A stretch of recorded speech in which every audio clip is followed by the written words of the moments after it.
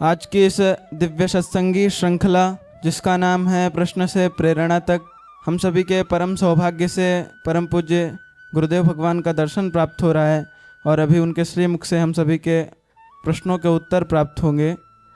गुरुजी, आज के कुछ प्रश्न हैं जिनमें पहला प्रश्न है, श्रेयस जी हैं कानपुर से। गुरुजी, डिप्रेशन और अकेलेपन से निकलने का आध्यात्मिक मार्ग क्या है? कृष्णाय वासुदेवाय हरे परमात्मने प्रणतः क्लेशनाशाय गोविंदाय नमो नमः। डिप्रेशन और अकेलेपन से निकलने का और कोई मार्ग है भी नहीं, आध्यात्मिक मार्ग ही है। बाकी जितने भी मार्ग हैं मेडिसिन के, उसमें अफीम मिला रहता है। तुम्हें जितनी भी दवाइयां दी जाती है ना, उसमें अफीम होते हैं। अफीम खा के सुलाया जाता है, इलाज नहीं है वो। परमानेंट रेमेडी अगर कहीं है तो आध्यात्म में है। अब डिप्रेशन है क्या? तनाव, अवसाद, अकेलापन भी वही है। एकांत और अकेलेपन में अंतर होता है। एकांत का अर्थ होता है उस एक में अपनी सारी मनोवृत्तियों को अंत कर देना, समर्पित कर देना, उसको एकांत कहते हैं। बहुत लोग एकांत का अर्थ समझते हैं हम तो एकांत हैं। एकांत बड़ी अच्छी चीज है, अर्थात आपको इतनी समझ आ गई कि उसी एक में सब कुछ सन्निहित है और उन्हीं के प्रति हमें डिवोटी रहना है, उन्हीं के प्रति हमें समर्पित रहना है। आध्यात्मिक मार्ग शाश्वत और नश्वर का ज्ञान है। क्या शाश्वत है जो सदा रहेगा? क्या नश्वर है जो अभी इस क्षण है अगले क्षण मिट जाएगा? अगर ये ज्ञान तुम्हें पक्का हो जाए तो किसी नश्वर चीज के आने की न उतनी प्रसन्नता होगी और न उसके मिट जाने का तुम्हें उतना दुख होगा जिससे तुम तनाव या अवसाद में गिरो, डिप्रेशन में गिरो। तो जो मूल है वो यही है कि धर्म अधर्म, सत्य असत्य, शाश्वत नश्वर, न्याय अन्याय का ज्ञान हो जाना। और ये ज्ञान कैसे होगा? विवेक से होगा, बुद्धि से नहीं होगी। बुद्धि बड़ी खतरनाक है। दुनिया के जितने बुद्धिमान लोग हैं उनको देखो तो 2 किलोमीटर दूर भागना। ये जो सो कॉल्ड इंटेलेक्चुअल्स हैं, बुद्धिजीवी, ये बहुत खतरनाक लोग हैं। विवेकवान अगर कोई मिले, विवेकवान, तो उनके साथ मित्रता कर लेना, उनके चरणों में समर्पण कर देना। बुद्धि निर्णय नहीं कर पाती है कि जिस चीज के लिए वो जुगाड़ बना रही है पाने को, वो उसका नाश करेगी या उसका मंगल करेगी। बुद्धि को इतना पता नहीं होता है। बुद्धि को सिर्फ इतना आता है कि फ्रिज के अंदर में चॉकलेट रखा हुआ है तो चुरा के कैसे खा जाऊं, उतना ही जानता है। उसके ऊपर का ज्ञान उसे नहीं है। विवेक निर्णय करता है कि ये छोटी सी चोरी मेरे लिए ठीक होगी या नहीं, चोरी की वृत्ति मेरे भीतर में आएगी, मेरा अभ्यास खराब होगा, ये कर्म मुझे नहीं करना चाहिए। इसलिए बुद्धि के सदा ऊपर विवेक है और विवेक मिलने का एक ही स्थान है जिसे मैं प्रातः, दोपहर, संध्या और रात्रि शयन के वक्त भी कहता हूं, बिनु सत्संग विवेक न होई, राम कृपा बिनु सुलभ न सोई। वो सत्संग से ही मिलेगी। और आप सत्संग कर ही रहे हैं, सत्संग में ही बैठे हैं और यही प्रश्न कर रहे हैं। बस लगे रहना मुन्ना भाई, छोड़ना मत। ये जो सत्संग में बैठे हो ना, ये छोड़ना मत। लगे थाका, लगे रहना। एक दिन से बात नहीं बनेगी, एक दिन से थोड़ा मन ठीक होगा, हाँ कल फिर चले जाओगे। वो कुत्ते का पूंछ देखे हो, टेढ़ा होता है, उसको एक पाइप में लगा दो, खाली पाइप में 1 साल तक बांध के रखे रहो, 1 वर्ष के बाद जब खींचोगे ना तो फिर ऐसा ही हो जाएगा वो। तो सत्संग का डंडा, सत्संग की गंगा निरंतर मिलती रहे तो अवसाद से दूर रहोगे, क्योंकि सत्संग में आनंद, प्रेम और शांति का प्रसाद मिलता है, और सत्संग से इतर केवल अवसाद और विषाद मिलता है। अब दुकान तो दोनों हैं, माल भी दोनों में रखा है, खरीदार तुम हो, जो मर्जी वो खरीदो। अवसाद खरीदना है तो संसार में घूमो, और अगर प्रसाद लेना है आनंद का तो सत्संग में ढूंढो। तो यही आध्यात्मिक मार्ग है। आपका जो भी नाम है मेरे प्यारे बच्चे, आप सत्संग का आश्रय ग्रहण करिए, गुरु प्रदत्त नाम का जप निरंतर करते रहिए, और गुरु आज्ञा, गुरु विधि और गुरु निषेध का पालन करते रहिए। जो उन्होंने निषेध किया उसको निषेध मानिए, जो उन्होंने करने को कहा उसे निरंतर अभ्यास सहित करने का प्रयत्न करिए। आपके जीवन से अवसाद मिटेगा, टेंशन, डिप्रेशन सब समाप्त होगा, आप आनंदित और आह्लादित हो जाएंगे। गुरुदेव मनीष जी जयपुर से हैं। आपका प्रश्न है, गुरुजी आज के युग में जीवन का वास्तविक उद्देश्य क्या है? पैसा, पद या आत्म शांति? नहीं, आज के युग में क्यों, और सतयुग में क्या था, और त्रेता में क्या था, और द्वापर में क्या था? श्री कृष्ण के समय, उस समय भी तो पद ही था, पैसा ही था, स्वार्थ ही था। ये महाभारत किस लिए हुआ? पद की लड़ाई थी। तो आज नहीं, अनादिकाल से जब से सृष्टि हुई है तब से सृष्टि का शाश्वत नियम है, यही होता है। एक बार तीनों पाके देखो, 5 साल पद में लगाओ, 5 साल पैसे में लगाओ, 5 साल आत्म शांति में लगाओ। और चूंकि तुम यहां पर आए हो और मुझसे पूछ रहे हो, तो पद पैसा बुरा नहीं है, पर उसके माध्यम से आत्म शांति ही प्रमुख है। आत्मिक आनंद न हो तो ये व्यर्थ हैं। ये जवाब तो आपको रावण से मिल जाना चाहिए था। उसके पास न पद की कमी थी और न सोने की कमी थी, गोल्ड। बस बेचारे के पास आत्म शांति नहीं थी, हाय हाय करता रहता था, बिस्तर पे से उछल जाता था रात को, अरे तपस्वी आ रहा है, तपस्वी आ रहा है, परेशान रहता था। तो मेरी दृष्टि से आत्म ज्ञान के द्वारा ही आत्म मंगल और आत्म शांति की प्राप्ति होती है। To do to be English का एक शब्द है, करोगे तो हो जाओगे।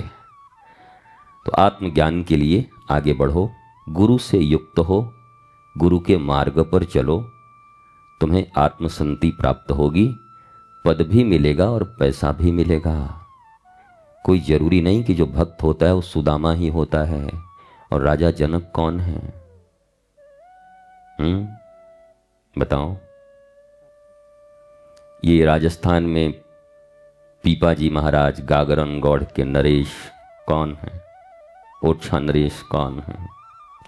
और हजारों लाखों भक्तों को देखो, जिनके पास पद भी रहे, पैसे भी रहे, आत्मज्ञान भी रहा, शांति भी रही, खुद आनंदित रहे और लोगों को आनंद बांटते रहे। तो मैं तो चाहूंगा कि तुम तीनों कमाओ, पर पहले क्या कमाओगे वो तुम डिसाइड कर लेना। पहले पैसा कमाओगे कि पहले पद कमाओगे कि पहले आत्म शांति कमाओगे? मेरी सुनो तो पहले आत्म ज्ञान का मार्ग प्रशस्त कर लो। अगर हाथ में तेल लगा हो तो फिर कटहल काटने में कोई दिक्कत नहीं, दूध नहीं लगेगी, हाथ नहीं चिपकेगा। तो पहले हाथ में तेल लगा लो, फिर कटहल को काटो। फिर इस दुनिया में पद भी पाओ और पैसे भी पाओ, तो दोनों का सदुपयोग कर पाओगे। और ये न रहा आत्मज्ञान तो ये पद और पैसे तुम्हारी बुद्धि को विकृत कर देंगे, तुम भी नष्ट हो जाओगे, परिवार भी नष्ट हो जाएगा, और तुम्हारे द्वारा कितने लोग भी नष्ट हो जाएंगे। गुरुदेव दिलीप जी हैं लखनऊ से। आपका प्रश्न है, गुरुजी क्षणिक सुख और स्थायी आनंद में अंतर कैसे पहचाने? वो तो व्हाट्सअप करते होगे, सब तुमको पता है। 5 बजे क्या मैसेज आया, अरे एकदम अब 5:15 बजे एक मैसेज आई तो एकदम दिल के टुकड़े हुए 1000। ये दुनिया है महफिल मेरे काम की नहीं थे। तुमको पता ही होगा कि क्षणिक सुख किसको कहते हैं और स्थायी सुख कहते हैं। यही बात गुरु नानक साहब से किसी ने कहा था कि शराब पियोगे? गुरु नानक साहब ने कहा क्या है तुम्हारे शराब में? अरे बड़ी मस्ती है, एक बार पी लिए तो सब भूल जाओगे, मौज में रहोगे। बोला कितने घंटे? बोला 8 घंटे तो पक्का है। बोला फिर धीरे धीरे धीरे धीरे? बोला धीरे धीरे बोतल बढ़ती जाएगी और ड्यूरेशन कम होता जाएगा। एक बोतल में 8 घंटा पहले, फिर पीते पीते आदी हो जाओगे तो 2 बोतल में 6 घंटा। बोतल बढ़ जाएगा, घंटा कम हो जाएगा, नशा कम होगा। तो गुरु नानक देव ने कहा इससे बढ़िया तो मैंने पहले ही नशा कर रखा है। क्या? बोला नाम खुमारी नानका। मैंने ऐसा सतनाम भीतर में धारण किया है कि उसकी खुमारी में 24 घंटे जीता हूं, चाहे जगता रहूं चाहे सोता रहूं, मेरा नशा उतरता ही नहीं नाम का। इसलिए तुम्हारी बोतल का नशा मेरे किसी काम का नहीं है। तो क्षणिक सुख और अस्थाई सुख यही है ज्ञान। ज्ञान होगा तो तुम्हारा स्थायी आनंद होगा, और अज्ञानी रहोगे तो क्षणिक दुख और सुख के चक्र में पहिए के नीचे कुचते रहोगे, दबलते रहोगे, कभी उड़ते रहोगे, कभी हाय हाय करते रहोगे, कभी हैप्पी बर्थडे करके खुश होते रहोगे, कभी ये सब जिंदगी चलती रहेगी। तो पहला है आत्मज्ञान, बी नॉलेजफुल। पहले आत्मज्ञान प्राप्त करो, गुरु से ज्ञान प्राप्त करो। उसके बाद जो करोगे, जो कुछ करोगे, जो कुछ करोगे सब अस्थाई आनंद होगा। जो कुछ करोगे आत्मज्ञान होने के बाद, जो कुछ करोगे समझ गए होगे। पहले आत्मज्ञान प्राप्त करो। गुरुदेव जीवन साहू जी है रीवा एमपी से, आपका प्रश्न है गुरुजी जीवन से जुड़े ऐसे कौन से सवाल हैं जिनके जवाब हर व्यक्ति को खुद ढूंढने चाहिए? अब सवाल उठ ही नहीं रहा है तो क्यों ढूंढना चाहिए? जब उठे तो ढूंढिएगा। प्यास लगी ही नहीं और मैं जग और गिलास लेके तैयार रहूं, अरे बड़ा सुंदर पानी, गुलाब जल है, आपको प्यास ही नहीं है। तो अभी किसी चीज की प्यास है ना? ये प्रश्न का प्यास उठा जीवन में?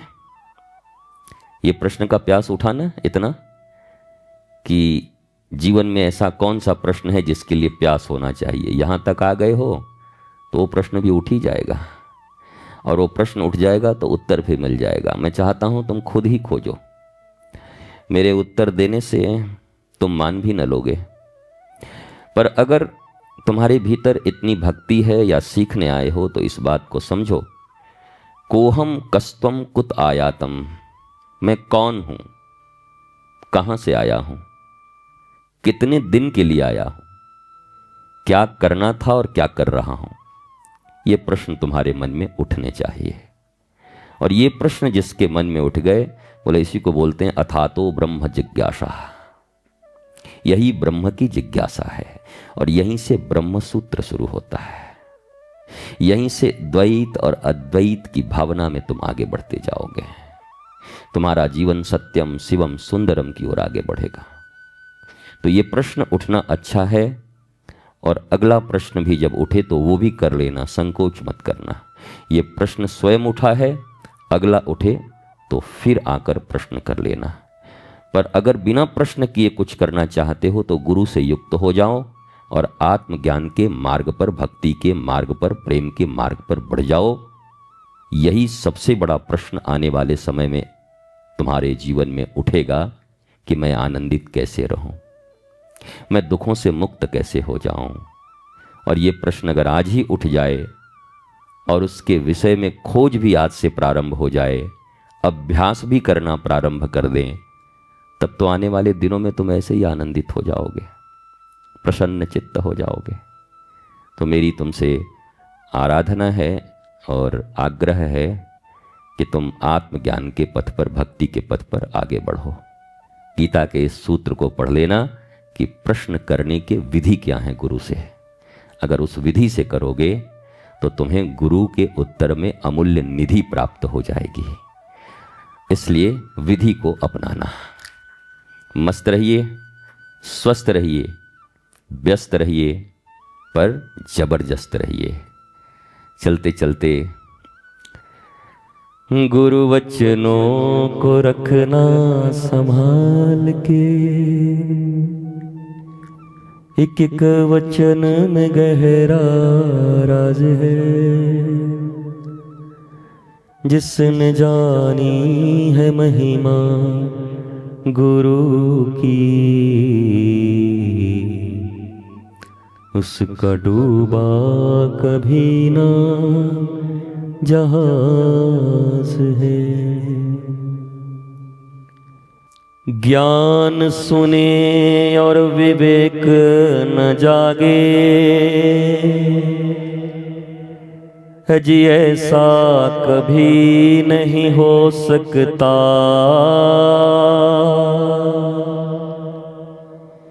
दीप जले और अंधेरा न भागे,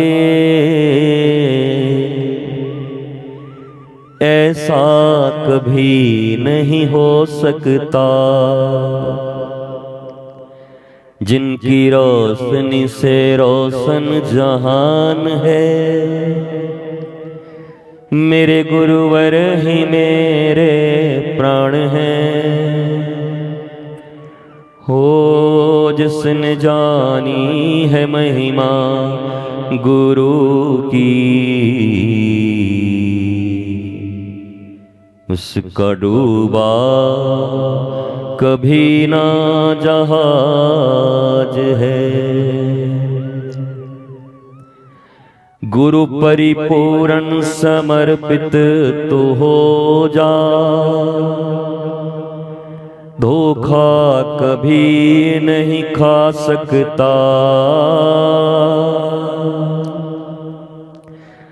लक्ष्मण रेखा गुरु आज्ञा की हो तो, गुरुवाणी की हो तो, सत्संग की हो तो, ओ रावण कभी नहीं आ सकता। अब तो होता ये हर पल आभास है, मेरे गुरुवर सदा ही मेरे साथ हैं। हो जिसने जानी है महिमा गुरु की, उसका डूबा कभी ना जहाज है। ठोकर लगे और सद्गुरु ना संभाले, जी ऐसा कभी नहीं हो सकता। जब हम पुकारें और वो न आए, ऐसा कभी नहीं हो सकता।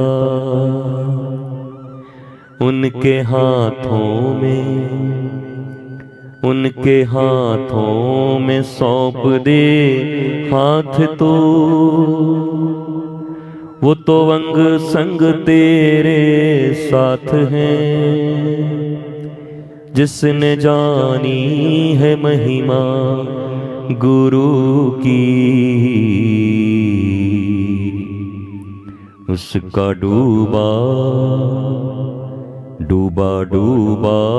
कभी ना जहाज है। बिन गुरु ज्ञान कहाँ से पाऊं,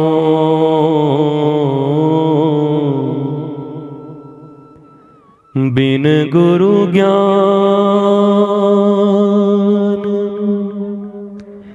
कहाँ से पाऊं,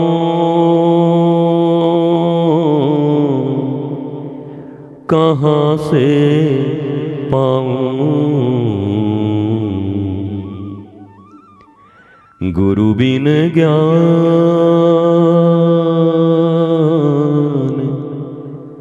कहाँ से पाऊं। दीजो दान मेरे गुरुवर, मैं सदा ही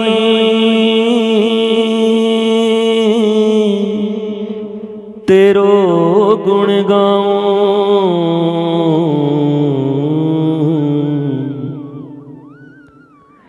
बिन गुरु ज्ञान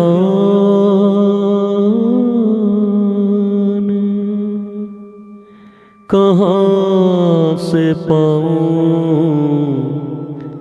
कहाँ से पाऊं। हो राधा राधा राधा, श्री राधा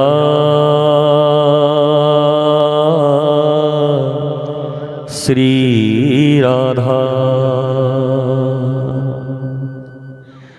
श्री राधे श्री राधे, श्री राधे राधे, श्री राधे। हा राधा हा राधा, हा राधा राधा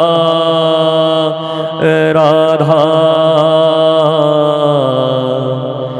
राधा राधा, श्री राधा श्री राधा। हा लाडली किशोरी, हा प्रिया जो, हा राधा हा राधा। राधा राधा, श्री राधा श्री राधा।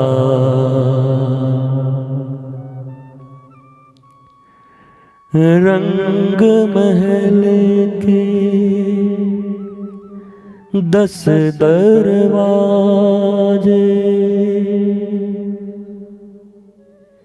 ना जाने खिड़की मेरी कौन सी खुली थी।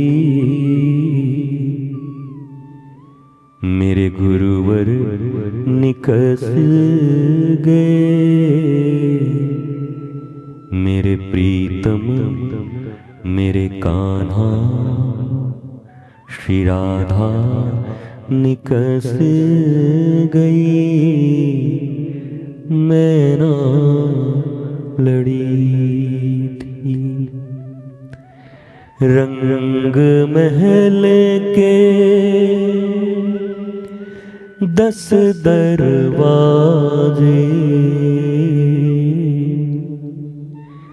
ना जाने खिड़की मेरी कौन सी खुली थी। मोरे प्रीतम निकस गए, मैं ना लड़ी थी। ऐसी दुल्हन से मैं तो कंवारी भली थी। मेरे प्रीतम निकस गए, मैं ना लड़ी थी। मेरे प्रीतम निकस गए, मैं ना लड़ी थी। ये रंग महल ये शरीर ही है, और इसमें 10 दरवाजे हैं, 10 इंद्रियां। इसकी कोई खिड़की अगर खुली रह गई और इस खिड़की के ऊपर गुरु की आज्ञा और सत्संग का पहरा न हुआ तो प्रीतम कब निकल जाएंगे तुम्हें पता भी न चलेगा। और फिर जैसे प्राण निकल जाने के बाद ये 100 बज जाता है लाश, वैसे ही प्रीतम निकलने के बाद ये जिंदगी उदास, हताश, निराश। पर वो कब निकलते हैं खबर ही नहीं है। इसलिए अपने रंग महल के इन 10 दरवाजों का ठीक ठाक सुरक्षा करना।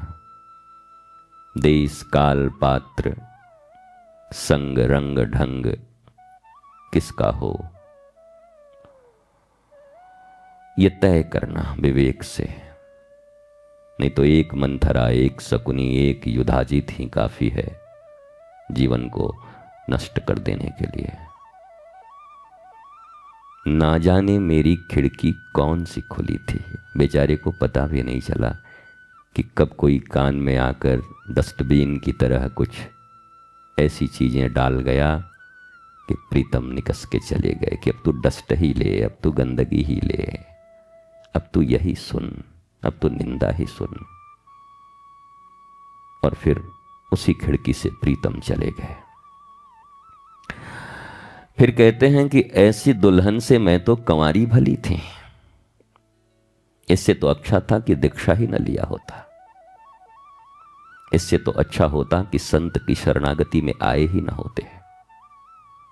इससे तो अच्छा था कि उनसे जुड़ते ही नहीं।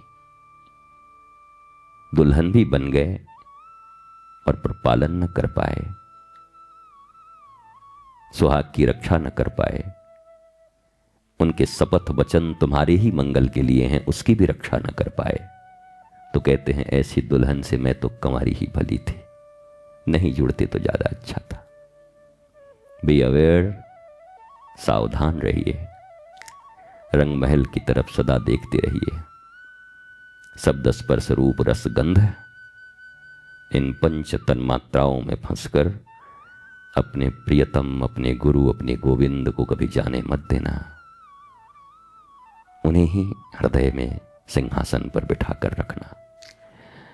इस गाने का बस इतना ही मतलब है।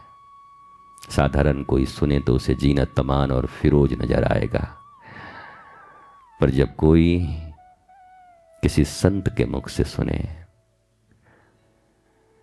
उनके हृदय की बात कि वो क्या सोचते हैं, तो ये इस जगत का सबसे बड़ा भजन बन जाएगा। ये आत्मज्ञान का मार्ग बन जाएगा। यही 2 लाइन।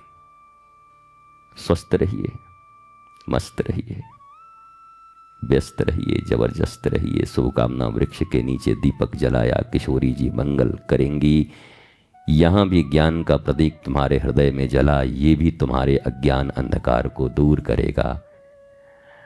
किशोरी जी से प्रार्थना करता हूं आपको सदैव सत्संग करने की इच्छा होती रहे।